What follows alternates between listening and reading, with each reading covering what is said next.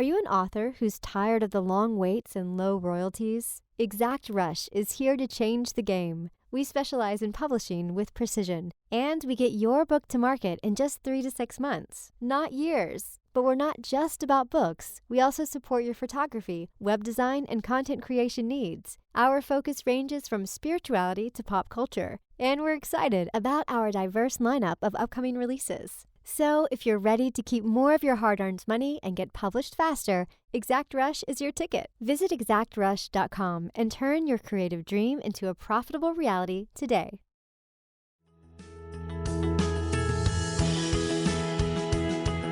Tap into your most original thinking, organize your ideas, and create the opportunities to launch your creative work.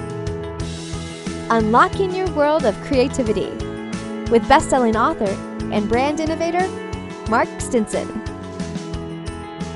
Welcome back, friends, to our podcast, Unlocking Your World of Creativity. And just in the last few episodes, we've been from Detroit to Oslo, LA to Zurich, Dallas to London, and we talked to creatives ranging from poets and violinists to architects and a live event producer, even a furniture designer and an internationally known singer. Today, our travels take us to Austin, Texas, and we'll land in Austin and drive a little bit outside of Austin on Lake Travis. And we're talking about training and creativity to become more. And my guest is Dianna Kokoszka. Dianna, welcome. Thank you so much.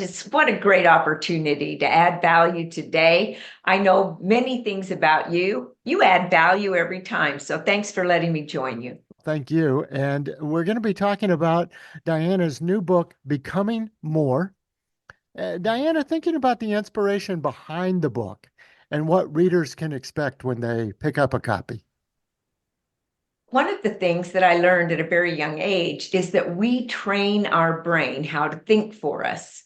And by having the same thoughts over and over again, Mark, we are actually like cutting a rut in our brain to think a certain way. And automatically we think that way, much like walking across the grass. If I keep walking across the grass in the same place, pretty soon, grass doesn't grow. I've got a rut. I'm instantly going to take that way because it's shorter, it's faster, and I love it. Then if I take a different route and put grass seed down, it'll grow back.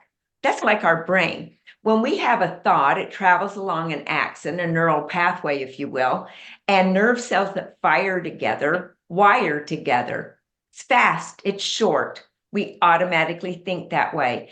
To change our thinking, we must think a different way, cutting a new neural pathway. And neuroscience, as tells us, nerve cells that no longer fire together, no longer wire together. So we're training our brain to a new way of thinking, a new way of doing things, a new way of being, a new habit, if you will. Yes, it's a great metaphor, this idea of a pathway. And I think of your own path, quite remarkable, going from a successful real estate agent to training other successful real estate agents in the Keller Williams Realty Group and their MAPS coaching program. Maybe you could walk us through the creative process that you went through to really build the curriculum of what it takes to be successful in your field. Thanks for that question, Mark. When I started real estate, I really couldn't afford to go to real estate. It was a PBS auction I was watching one early morning because my child was sick, and they auctioned off a real estate course. I instantly looked at my checkbook and, oh my gosh, I could bid $50. And part of me said, don't do it. The other part said, nothing ventured, nothing gained. So I called. The auctioneer helped me bid the $50. And at 6 a.m., I had won. I was going to real estate school. It was so much fun. And I went. Now, the interesting part, back in those days in Denver, Colorado, it was a man's world in real estate. And they were just starting to have women go into each and every office. I went to the best sales office in Denver, knowing they would love me because I was so good at sales. I put myself through college, right? Selling. They wouldn't even interview me. I was like devastated. They said, "Oh, we have Emma Curtis." And Emma Curtis became my hero of the day. Like, how did she get in? I went to Moore and Company. They had Marilyn Getch. 12 offices later, finally, Sam Bright said, "Okay, we've got one woman. We'll let you in though." I went home so excited. And the next morning, Mark, I woke up and I went, "What in the world did I just do? Can't even afford a babysitter." So I had to become creative. I knew people would not come to me. So I put my kids in a little red wagon and started going door to door and knocking on doors, introducing myself. You can imagine what other realtors were saying about my professionalism, so to speak. Yet it clicked. I would speak with the women and I would say, "Would you like to know about investing in real estate?" Pretty soon I started having investment parties for them and their husbands, and they would have their friends come over, and around a table we would just sit and discuss. And pretty soon those parties got larger, and I kept knocking doors year after year. I think it's the consistency. No matter what you do, I found that consistency worked. And that first year, while the average agent was selling 5 homes, great agents were selling 25. At the end of the year, I was stunned to find out I had sold 104 homes. I had Wonderful. made more money. I didn't even know what to do with it. I had never been in that position before. I'd been taught to give, I'd been taught to save, and thank goodness. So, going to the C suite, how did I get there? It was a lot of hard work. It was simple, it wasn't just easy. Yet I found consistency and doing something different. In my book, it says, "Becoming more. You can't get to better until you get to different." So I was always looking for different things. I found out who liked Santa Claus. I took Santa Claus with me door to door so people could have pictures in their own home with Santa Claus. And Santa Claus told the kids, "Now go to bed early." And they loved me for it. I just helped kids. And I always added value, not just about real estate. I added value in other ways and built relationships, which I think is important. Definitely. And you mentioned a couple of those early mentors and advisors, and then you yourself became advisors on several presidential committees and boards. What do you think the value of mentors, advisors, people that we can look up to, the early heroes in your career? No one succeeds alone. Every single person that has ever made it big in this country or in the world always had others that helped them. And I believe that mentors, because they've been there, done that, they've stumbled along the way. No one gets to success without failure. And to learn from other people's success is great. I think learning from their failures is even better because you know they failed and it makes you feel pretty good. In fact, I remember hearing from one lady on stage at a convention that I was attending, and she said, every night her dad would say, "What did you fail at today? And what did you learn about that?" And I thought, what a great question to ask your kids and to train them that it's okay to fail. In fact, you're almost looking for things that you can fail at. Also, I've had John Maxwell, who's the leadership guru of the world, so to speak, and he's been my mentor for almost 29 years now. Growing up, we had people like Zig Ziglar, Jim Rohn, Cavett Roberts at our table in our home. And oh, the stories that they would share with me, the things that I didn't even pay attention to back then, yet they really embedded in my brain. Mark, one of the things that Zig Ziglar told me is be careful who you listen to. Hmm. Jim Rohn taught me that you become like the 5 people you hang out with. So make certain that your friends are people that you desire to be like, and put yourself in rooms where people are smarter than you, people are doing more than you, and constantly be searching for that more in your life. Now, whether it's more money or just being better, it doesn't matter. It is about becoming better than you were yesterday. So good. A lot of creative people, Dianna, would look and hear your stories and say, yeah, but you were in such a position, or you had the income, or you had the success already. What about me? Maybe I'm not that creative or resourceful or so far in my career right now. What do you guide people in your coaching practice to think about?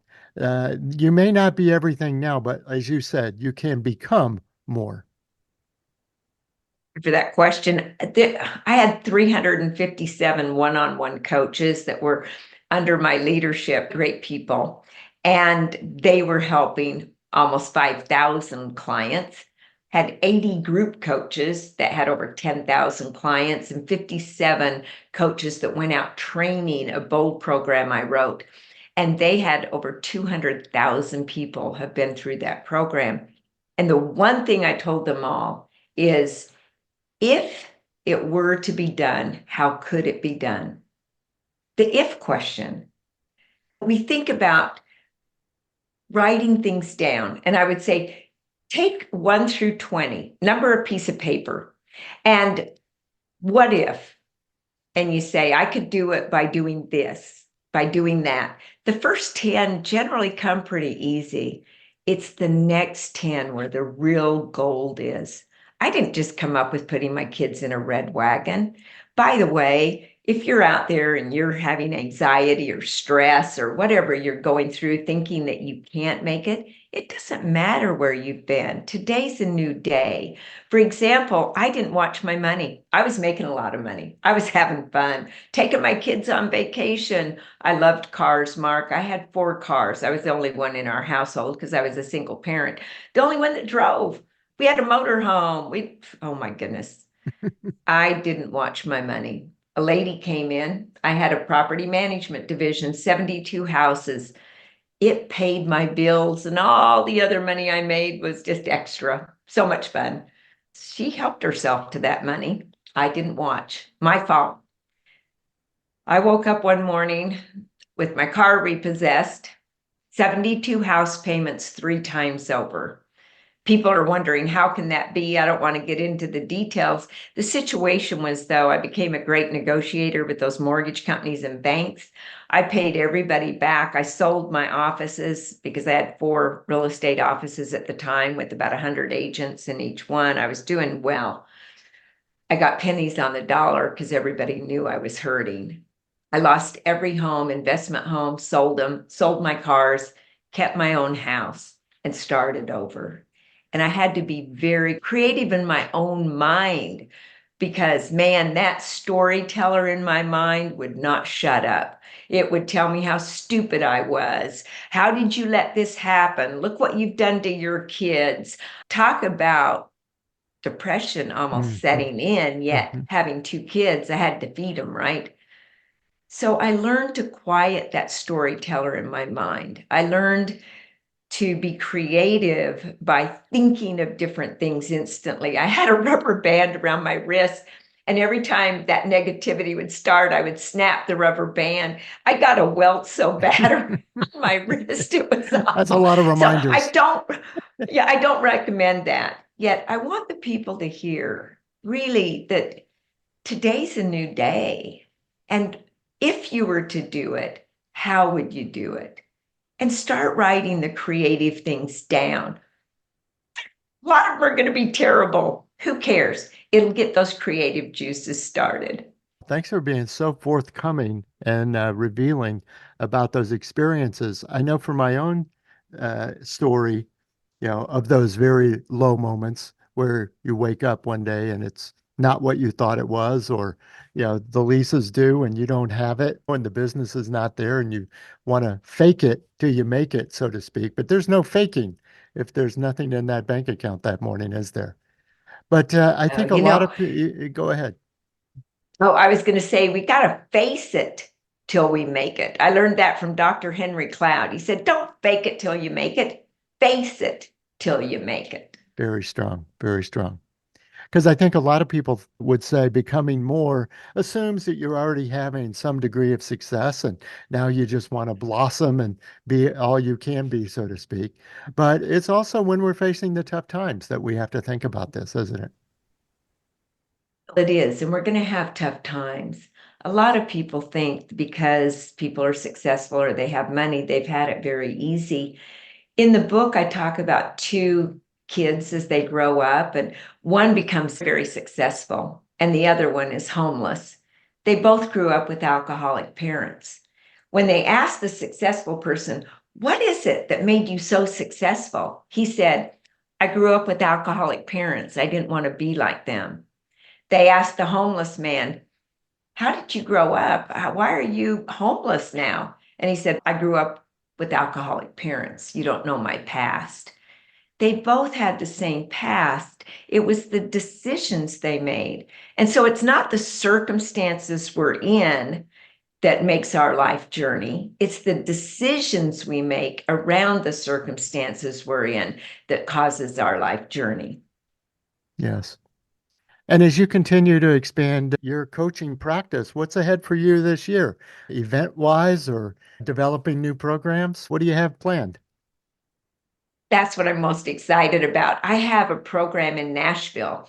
John Maxwell and I are getting together with 8 other speakers, and Amanda Holmes from Ultimate Sales Machine on doubling your sales.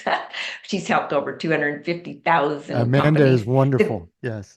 Oh, I'm so glad. And you can promote her. She's fabulous. Here's the greatest part about this whole event. The people that come, they're going to get experiences. I have 3 surprise experiences for these folks, plus all of the speakers, and all the profits are going to help kids to buy books to teach values and leadership in our schools, in our public schools. One school in South Carolina has done this for 1 year. Bullying went down 27%.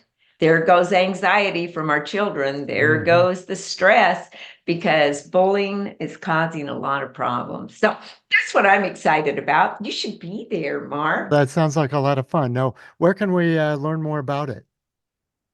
They can go to training.com. Wonderful. I'm glad you brought up the book program. I watched one of your videos about this program and was so fascinated. Reading is a part of so many people's lives and mine as well. You're just soaking up knowledge and experience from others. But even at this young age, what do you think it is about books, owning the book, holding the book, reading the book, that does help kids so much? I think number one, what I've seen around the world is many times it's the first book they've actually held. In our schools, the kids love having the book because they actually lead the classes. The teachers sit back and the kids do all the work, all the teaching, all the responding. And a lot of times it's the first time that these kids have truly been heard. It's the first time they've been able to speak out. And everybody talks. A lot of kids are very shy. They sit back. They don't want to participate. Yet with the help of the other kids, it's amazing to watch them blossom. And I just believe we've got to take a stand for people's greatness in this world, because so many other people, including themselves, are taking a stand for their limitations and those limiting beliefs. If we can get those kids out of those limiting beliefs, where would our world be? Where would they be? But let's put them on the right path to success. Yes, that is a good path, because if we can get over some of those humps at those early ages, whether it's bullying or any other kind of emotional stress, it's be great for the kids and obviously then for our world. Exactly. And the Becoming More book is more than a book. It's literally a formula, almost like a manual to help retrain your brain, giving you models and systems to use. And here's what's interesting, Mark. We have an assessment. It's a mindset assessment, because mindset's in your subconscious mind, attitude is in your conscious mind. We set goals with our conscious mind, yet it's our subconscious mind that helps us obtain those goals based upon the way we think about ourselves, our surroundings, the environment that we're in, as well as what we're doing and how good we are at it. When we're doing that, we don't know where we're at because it's subconscious. So the mindset assessment helps us, and we're finding especially in sales, because that's where I came from. The salespeople are hitting right now at 72% in a scarcity mindset, 60% in doubt. Scarcity, doubt, winning combination for anxiety and stress. And I think that's why the Institute of Stress is saying that 96% of all the American workers right now are feeling stress in their relationships, stress in their finance, stress in their marriage, which is causing many divorces. The book will help us. The assessment will tell us where we're at. And then we give little things that you can do every day to help train your subconscious mind into an abundant mindset, to train your brain from the emotions that you're feeling into new emotions, because you already know without me telling you, you can't have an emotion until you have put a meaning around something that's happening. You can't feel anger anymore if you give up what you're angry at, quit focusing on it.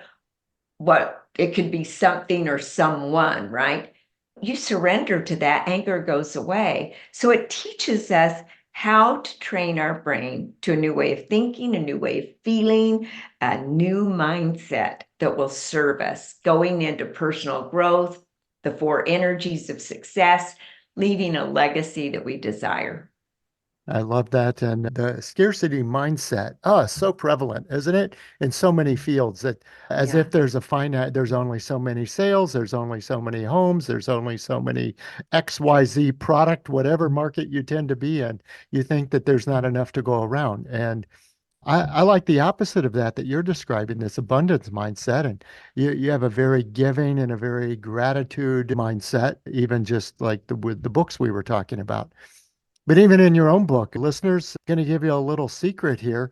If you go on Dianna's website for the book, becomingmorebook.com, she's even giving away a complimentary download of a whole chapter of the book. There's a gift from Dianna right for you listeners that are on with us right now. Yeah, I love that chapter. It's my favorite one. It's on energy and talks about the 4 energies of success. When you train your brain to having that type of energy, confidence shows up. The fact that you can walk in anywhere and just know that you belong there and your greatness will show. Terrific. Dianna, was a wonderful conversation. I've gotten so much out of it. Can't wait to dive more into the book, and I'd love to look into this program coming up in Nashville in March. Oh, I so appreciate this great opportunity, Mark. And just in reading about you and listening to some of the former podcasts, over 300 of them, I didn't listen to all of them. I just trust that the listeners just love listening to you. You've helped the world in so many ways. Thank you for all you do. You're very gracious. Thank you, Dianna Kokoszka, for being my guest on Unlocking Your World of Creativity. And Dianna, you've shared such an incredible journey, all the insights into your own creative process. We've even looked ahead to your journey and love to hear the projects that you're passionate about. So I want to wish you all the best. Thank you so much. Thanks again. It's been my pleasure. And listeners, come back. We're going to continue our around the world journeys. We've stamped our creative passport in Austin today. We'll continue our around the world journeys talking to creative practitioners about their own journeys in becoming more. And we'll continue this in-depth exploration on transformative experiences and creative insights. Until then, we'll be unlocking your world of creativity.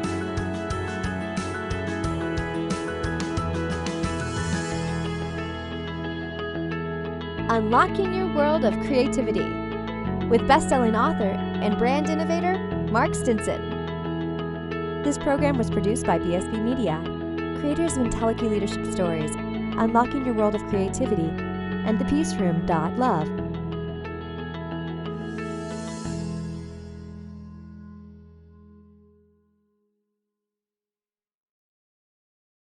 Well, hi there, fellow content creators. It's Mark Stinson, the host of Unlocking Your World of Creativity. I'll be a judge for the upcoming Live Podcast Awards. The Live Podcast Awards is your chance to be recognized globally for your high caliber content. Now, if you've entered the Live Podcast Awards, I and my panel of judges will be reviewing your podcast or live stream and your achievements in many diverse categories. Now, we've got a great judging committee. There's a really robust point scoring system. There'll be networking opportunities, all sorts of ways to join this celebration among podcasters and live streamers. So the awards description, all online at livepodcastmedia.com/livepodcast-awards. I look forward to seeing your entries.